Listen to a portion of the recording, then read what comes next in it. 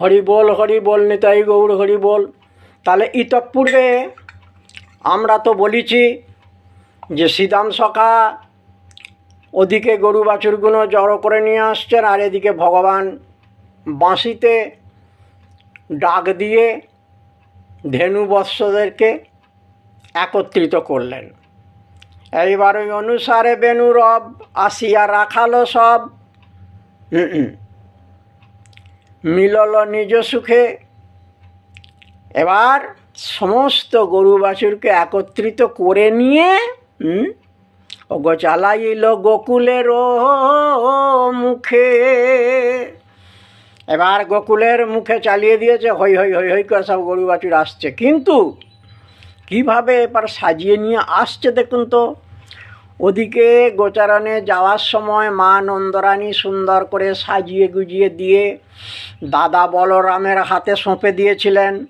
দাদা বলরাম হচ্ছেন যে বড়, দাদা বলরামকে বলেছিলেন যে তুমি তোমার ভাইকে সব সময় লক্ষ্য রাখবে, বড় বড় ধেনুর কাছে যেতে দেবে না, প্রচণ্ড তপন তাপে যেতে দেবে না, তৃষ্ণা পেলে পরে জলপান করাবে, ক্ষুধা পেলে পরে এই যে উরুনির খুঁটেতে বেঁধে দিচ্ছি খাবার, এইগুলোকে তুমি ভাইকে সেবা করাবে।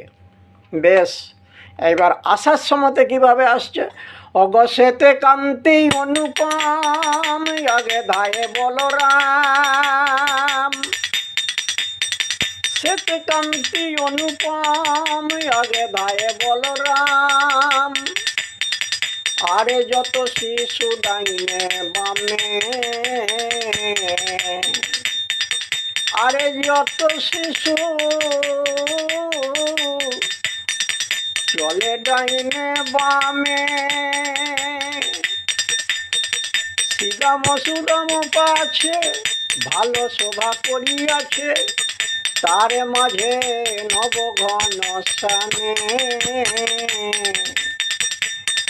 তার মাঝে নবঘন স্থানে। এইখান থেকে এখানে একটা খুব ভালো ধরুন লীলার কথাটাও খুব ভালো, আর জীবের শিক্ষার ব্যাপারটাও কিন্তু খুব ভালো। শ্বেতকান্তি অনুপম, শ্বেতকান্তি হচ্ছে কেন না বলরাম। বলরাম আমার আগে আগে যাচ্ছেন, আর যত শিশু ডাইনে বামে, ধবলি সাঙলিগুলি সব পাশাপাশি যাচ্ছে। শ্রীদাম সুধাম পাছে ভালো শোভা করিয়াছে।